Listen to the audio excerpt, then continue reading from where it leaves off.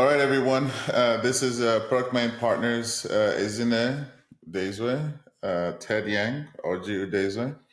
And this is our Halloween edition. We have a chop session where we'll try too hard not to scare you. But we're going to talk about all the weird stories that we're hearing about artificial intelligence, about building companies that matter, about technology and society. So we're off to the races. Let's get going. So, um, what's going on? What's making you afraid? Well, one of the things that, and I think this is a little bit unusual, but I am starting to hear from people that people are losing jobs and they're not in the AI sector. So this is not people who are getting cut thanks to the big headlines that we see from Salesforce or Amazon or Google. These are people in the rest of the economy, as you were. And in these particular cases, these are people that are losing their jobs not because they're being replaced by AI, not because they're doing a bad job or anything like that, but because their companies aren't making money or not making enough money, right? And this to me echoes something that I've been reading, which is that if it was not for the AI boom and the growth in data centers and investment in technology companies, the US economy right now would be in recession, and certainly the stock market would not be at its highs. What do you guys think about that? Well, I think it has some features there. So let me talk about the things that resonate and the things that I'm not so sure about, because we all know that the economy goes through business cycles.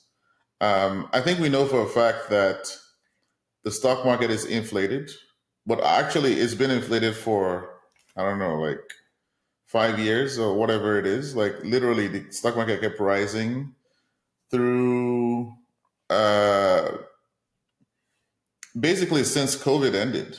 Right, the stock market has been on a tear, which is kind of nuts. Like it doesn't reflect the real economy. And of course, in the last few years, it's been top heavy on AI stocks and technology stocks, which are basically AI stock. They can't miss. They keep juicing their profits, and so every earnings they're like, "Oh yeah, the gravy train is still going." But is that really? Was it really move that fast? Where because of this, people are your friends in finance by any chance? Maybe, One of them is in or finance. something else? Real economy. Oh, okay. One of them is in So, finance. The other is in the real economy. I guess finance yeah, is a real economy, but I hear you. finance is a fake economy. Let's stop that. No, Let's no, stop playing. no. No, no. I wonder if it moves that fast. Are people literally demanding less of a thing because AI is, which is basically vaporware for most of the No, economy, and so I think that's my thing. I think I think Ted is onto something. I think we're just at the early stages of it. Obviously, we in tech have heard all the news about all the layoffs, right? Right or wrong, you know how I feel about all the noise about the layoffs as a result of AI and all the fear mongering. So we're going to talk about that soon. But I think we are getting to a place where it's not, if you move away from the tech sector, I do think finance tends to be, is it a harbinger? Like something that tells a forecast of what's about to happen in some way. Sometimes you can use finance, they see the challenges that are about to happen and maybe they start to make corrections. But Hmm. I'd look at our tariffs. I'd look at even where was I? I was at either Costco or one of those places, and they just said, "Listen, we're not going to have as much for the Christmas holiday. We're not going to have a lot of Christmas supplies. So buy whatever you find early, right?" So they're already anticipating that they won't have all the products that they had anticipated last year. I don't know what that means yet, but I do think that it keeps me up at night. I think you're asking Halloween edition. It's just okay. Not not only do we have all the noise and confusion and the FUD coming from the AI sector, um, there's this other layer, and then obviously even within that we had the whole federal government, our friends who work for the government, etc. There was that Mm. going on, and then now the results beyond those who work for the government, those who are truly impacted with products, the sale of products, right? Goods, I'd say typical goods. So all that compounded, gives me pause as we head to the end of the year. Not pause as in, oh, I don't know what to do, but it's okay, we've got to be really thoughtful as we think about our clients, we think about the humans who will be afraid as the year closes, because it's going to be, I think it's going to be a little bumpy. Can I jump off of that? I think there are layers to this. Okay, there's gosh, I don't know how to even to unpeel this. You said a key phrase, which is how do you react to people being afraid? It's like, you know how the stock market is really about not just the market, but guessing what others will do. Yeah, Like yeah, there seems to be like, yeah, there seems to be a lot of that. Let me tell you the headlines I saw this morning. Stock market hitting records Mm-hmm. because earnings have been good. Okay, Berkshire Hathaway piling up more cash and pulling out of the market, and that's not making people afraid yet because the stock market is still good. So in my head, I'm thinking to myself, how do I become Buffett and when? Like, how do I do Hey man, I'm that? already there, dude. Ted, I'm I know already Ted is there. already Buffett. Ted is already Buffett right now, but I'm already there. They're holding on, they're pulling out and holding on to their cash, and the question is where are they no, going? they've done that for 2 years. I Buffett know. has Two not years. gotten any AI windfall. Yeah. Yeah, no, that's right. And That's right. If you've pulled out of the stock market, like maybe I did, you would have missed significant increases in a lot of these stocks. But listen, this is the point, right? I have friends who are in the AI economy. Obviously, we all do because this is what we do. Those guys are doing great. Those gals are doing great. People are loving it, right? I mean, this is, and it doesn't matter whether you're people in data centers, people in tech, people investments, all that ecosystem, if you will, and affiliated businesses are killing it, right? And for just look at the what? So hold valuation. on. The pause though is they're killing it, but there is a big cloud on when, if and when it will bust. So that's one thing. Okay. Yes. Sorry. Continue then, Ted. Right, but then it's the rest of the economy, and I think that the rest of the economy, like for example, I've spoken to people who are trying to raise money on companies that have a couple $1 million in ARR, which used to be good enough. Nowadays, not good enough because they're saying, "What's your AI angle?" Basically, right? And people, of course, are making it up, putting in the AI at the edge because they have to, and of course, VC see through that, and they go, yeah, we're not that interested, right? Because we're only interested in AI fucking blitz scaling, $1 billion unicorn world conquering stuff, right? I don't know, dude. It's a little bit weird, right? It's a little bit weird because these are legitimate companies in some cases making profit, and they're not able to. It's not that they're not able to raise on a valuation they like. It's that they're not able to raise. Can I offer something? This reminds me of some. Maybe this will spark something. In macroeconomics, a long, long time ago, back in the heyday of business school, they taught us about the curse of gold, which is really the curse of natural resources. So the way this goes is you discover oil or gold or whatever, and it's a lot of it, and everyone is like, we're rich. We're absolutely rich. Here we go. And then they start mining the gold, pumping the oil or whatever it is, and it becomes a significant part of the real economy or government revenue or something like that. And then because these things are demanded worldwide and they export, they devalue everything in the economy, carpentry, farming, whatever.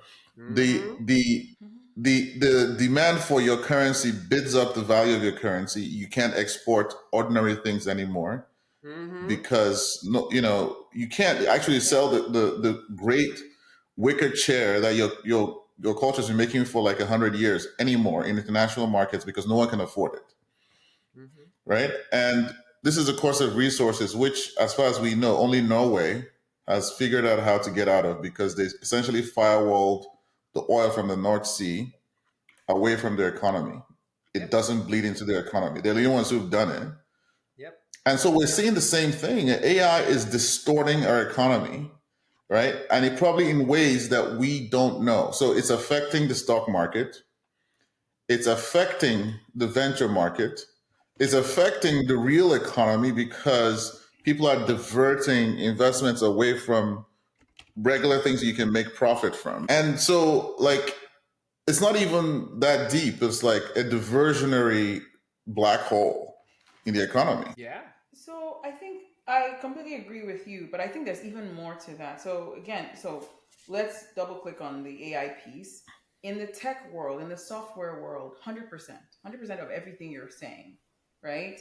There is a distortion. And I think what's even more interesting, Audrey, you touched on this, is that, and Ted, you also brought it up, is there's a big question as to would the venture capital world even know what returns make sense in this world right now if they saw it? And I say this because they only have the LLM or data centers. There's some returns that you expect there, NVIDIA, etc. But what type of returns should you be getting as a software company that is evolving in AI? I don't know that people know the answer to that, and that's actually interesting, and that's kind of where our space is.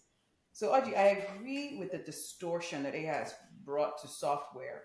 But what I think to the heart of what Ted is saying is that it's more than that. So it's like three things happening in parallel in the United States. There's exactly what you said. Then there is this governmental level, right?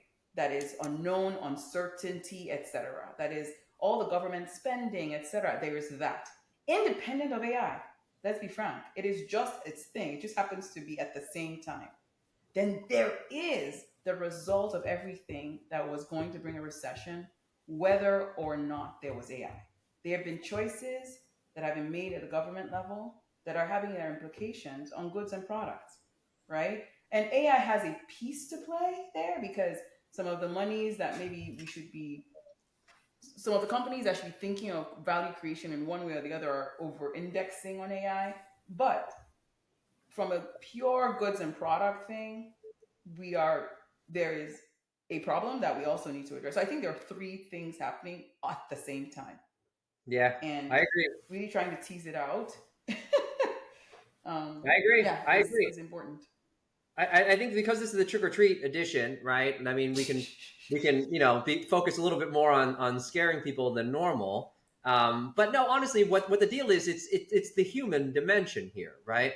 And we said this in a previous post. There's going to be more in some of the posts up to come, but there's a lot of hand waving in the United States, right? There was a lot of hand waving back when we went super international, when we said we would outsource those jobs, but we'll train people here for better jobs. And meanwhile, you'll be getting really cheap stuff from China and wherever, so you should be really happy, right? And that was all hand waving stuff, right?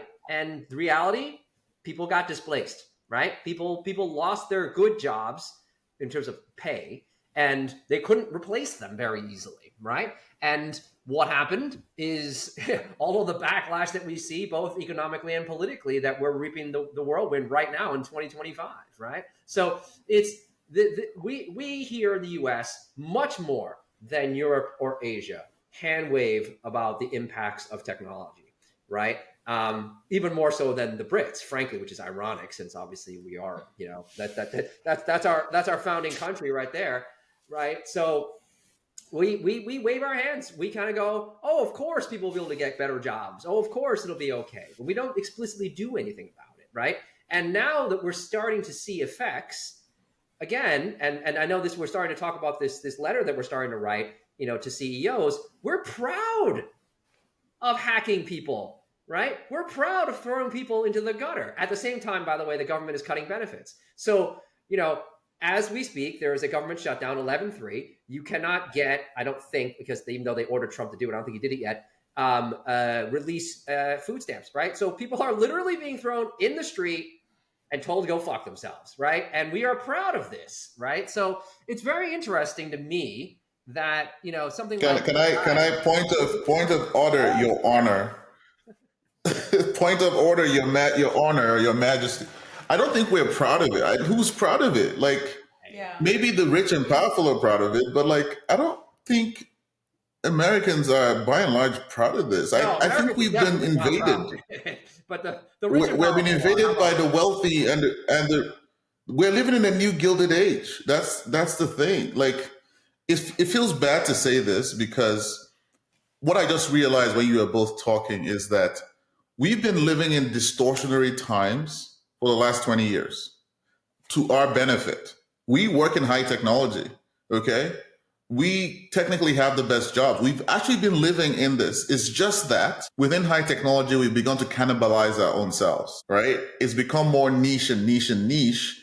And so even the people who are privileged, who've been privileged for the last 20 years above the rest of the economy, we are now cannibalizing our own selves. So within that top 2% or whatever it is, we're like, oh, okay, 0.05% have it now. And the rest can go screw themselves, right? Yeah. And this is also hopefully a point of self-awareness. We have been shortchanging the real economy for a long, long time, right? Like you said, with globalization and so on and so forth. Like, see what happens. Like, San Francisco is inflationary. Austin is inflationary. New York is inflationary. Why? Technology companies, literally, Yeah. right? And so I think that we are taking it to another level that's completely unsafe. I think the lessons of the Great Depression are completely lost on rich Americans, which is if you don't have aggregate demand, robust aggregate demand, the middle class that can buy stuff, um, that's educated, that wants a normal life, right? Versus your rich life, you can't sell them anything and you can't make any money. You have to literally turn them into slaves if you want to keep making money. And I think that the government usually is the spender of last resort. That's not happening in the last 2 years. Yes. People create jobs in a torrid economy. We are literally firing people. It's like, like down to it's Lord of the Flies, and it feels like normally there's moral leadership. There's somebody saying, I don't know if you guys remember this, guys. There's some dude in Seattle who, during the last recession, he decided to raise everyone's, not, it wasn't actually the last recession. He made a lot of money in the company and he raised everyone's salary. And people thought he was the dumbest person possible. There are no voices that are saying, this is what we should do. There's just no mainstream voices. I guess the White House knocked down the East Wing and they're building a ballroom and it's being funded by the captains of industry. Mm-hmm. Um, Lockheed Martin CEO, whatever, writing checks to the President of the United States to build, and they're turning around and firing people. Like, this is incredible. Yeah. So the thing that, um, yeah, no, I guess this is a Halloween edition, so it's a little scary. um, I think that what bothers me is that it's normal. I think sometimes it is normal to kind of go through these cycles. I do think that we are, to your point, getting to the point where, remember when everybody who was in government wanted to work in, non-governmental jobs, and people who are in non-governmental jobs are all trying to get tech jobs, right? And then people who are in tech jobs now want to get AI jobs. So it's narrow and narrow and narrow. Yeah. So that's a good point, Audrey. Everybody wants to try and be part of that small group.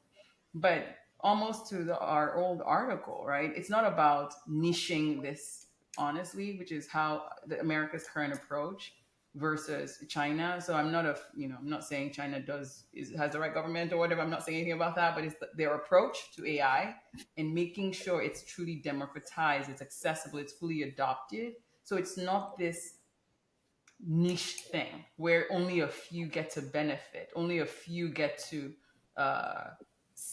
use it, and it's just for the top layer. It needs to be put into all aspects of our economy, all industries. And my concern to the letter we're writing is that right now all the language out there is really creating a have not situation where AI is this enemy that everybody's saying is blaming for the pain that is about to come, right? So instead of people embracing AI, making it part of their everyday, figuring out how to learn about it and use it more, there's this adversarial thing brewing in our opinion, right? At least in my opinion. So I don't have the answers yet, but I just see a lot of things that are, that are happening on the edges and keeping me up at night. I do think we'll solve it. I love America, very innovative. We'll figure it out. But Uh, but I feel bad because this is where responsible leadership needs to stand up and do like what Oji said, yeah. raise salaries, right? Think about the long term versus just the short term, and have companies that decide to be honest about the pivot that is required within the organization, train its people before firing them, empower them. There's a different type of leadership required right now that at least we're not seeing, or I'm not seeing. And I do think people will begin to stand up. I have to believe that. If not, we're SOL. Yeah. No, listen. No, some of our Again, clients are thinking that, so it's good. I'm hopeful.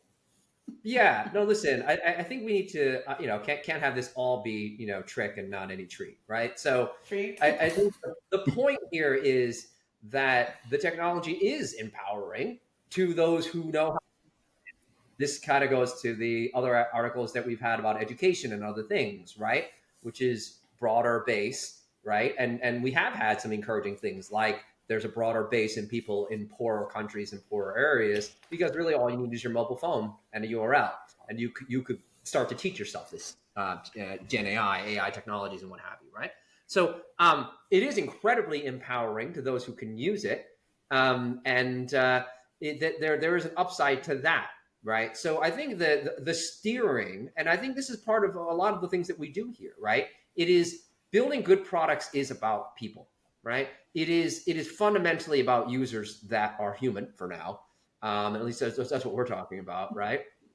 And to do that is an understanding of how companies should structure, how should they structure their teams, and augment them with AI or augment them with agents, right? But still work in a human-centered way, right? And I think that is still a lot of what we do. Obviously, we are humans ourselves. Kind of hard for me not to be human-centered, but rather than pontificate or give ourselves credit for saying that we can be cold-hearted bastards who are just going to advance technology, and then when AGI comes, it's going to save the day, which is obviously a bunch of crap. We can instead say, look, let's talk about not just responsible use of AI, but implementation of AI in frankly what I think is a long-term, more efficient manner, which is bearing in mind the culture of the people that you are affecting with it, right? That has to be the right answer. As we said in our Salesforce article, don't tell me that all 4,000 people there had no value. At the very least, many of those people had knowledge of how to serve the customer. Probably many of those people were very dedicated people who would contribute their energy to another job if you took some of your riches, some of your profits, and use that in in a more humane, but also, frankly, more capitalist way by investing in a resource, right? That's the bright side of this, which is that maybe people listening to this, you can get scared by all the crazy, but then you come back and say, listen, I want to be part of the fight, which is to develop good stuff with AI and then do responsible things. Oh, you've been very quiet, not normal. No, I'm also like thinking about the treat, and I think I'll I think what Ted said was very inspiring, basically. I think that we have to call better out of people, right? We have to say that I think technologists and people who do technology business, I think we've been too self centered for too long. At the same time, we're affecting humanity in profound ways. It's like I keep telling people that we're the new nuclear purveyors. Like social media was like a nuclear bomb on Homo sapiens. We just have to become more cognizant of ethics and society versus making a buck. Like Ted is right. Like making a support person, an AI engineer, could have been an option, but no one took it, right? And we are not the leader of Salesforce. Well, we can call people to better responsibility. And look, in the end, what America teaches us is this is about voice. It's about saying it. It's about writing it. It's about advocating for it. I keep going back to the fact that Richard Smallman, who founded the open source movement, codified Stallman. Is it Smallman or Stallman? Stallman. Stallman. He was a one man army. He's responsible for the world we live in, where we can just get open source software. He had a lot of acolytes and advocates, but it traces back to one person. And so I think that we should ask ourselves, and what everyone who's listening should ask themselves is, what can I do to put the world on a better even keel? If you have power, how can you make money, yes, from technology, but deploy it and some of your profits to help people live a better life? We say this all the time. I think we hide when we say it because it sounds so altruistic. Well, the book, everything we do is in service of people, right? The products we ask people to build better is in service of people. And even though we are not all the captains of industry, I think we can and convince other people to call everyone to a better, higher purpose than what's happening today. Because it's kind of incredible, like that this collapse in the moral center of our industry is happening at the same time that there's a collapse in the moral center of the government, the actual U.S. government. And I think that's what's concerning and gives people, the frights and the scares. But I think it's possible. Let me just do one more thing. Like, there's even more dire circumstances across the world. We talked about this before. AI, I believe, and I think we believe will create more haves and have-nots, basically. Because AI is not like mobile or social. What will happen is that if I can get my societies, say China, to adopt AI deeply, to increase our level of productivity, especially if we do it deeply, and as we get used to using it better and better, we start to separate from our peers. And even if other people adopt it, if they can't get to your speed, you're gonna lap them. AI is one of those weird things that, unlike nuclear weapons, it actually makes winners and losers more stark. And we are starting to think about what it means to help, say, Africa get up on the curve faster than they would normally, which follows this whole line. But we live in the United States, and I think that it's so big and so powerful that sometimes we despair. But I think we can call people to a better purpose. Cool. I My, dig my that. my final take my final take on all of this is the following. Like I always ask, what can there's collective action, there's individual action, etc. Right? So it's more um, the thing that everybody has within their control is um, just like during the manufacturing industry, just becoming more conversant of what's going on, right? And staying highly skilled, like staying on top of it. Because regardless of whether people become altruistic, whether companies choose to be a little more transparent in their pivots and why they're doing what they're doing, the reality is that they're going to come back and hire again, right? And when they That's hire, right. they will require you to, in the past, it was just software. People were looking for people who had done SaaS. Now they're going to be looking for people who've done SaaS plus AI. So as individuals, just making sure that you are learning, growing, being aware of implications, and hopefully through this podcast or chop session, realizing the implications of choices on society, because it's actually bigger than we have thought in the past. So as individuals, I think that's the thing that you can do. And then people like us that are immigrants, etc., right, who care about the disparities across countries, across continents, figuring out what you can do to help ensure that that gap doesn't get so wide, and that you are able to at least train. This is your own give back, train and help others. I think that's what I'd say. Like, you can take action there. For the leaders listening to us, and we'll say this in the letter, let's start being honest about the choices we're making, the financial choices we're making for our books. We're making cuts right now because there are no profits. Let's just say that. And we're not sure about our profits because we don't know our strategy. Say that yet. We're pivoting, we're thinking. And when we do know our strategy, we'll hire. We'll hire in the areas where we need them. And it's not just because of AI efficiencies, because that's not true. Right? So that's the gist of it right now, I think. Yeah. Couldn't agree more. Awesome. All right. On that note, we are done scaring you. We'll be on an upbeat, less scary tone next chop session we have. Thank you for listening, and we'll talk to you soon. Cheers.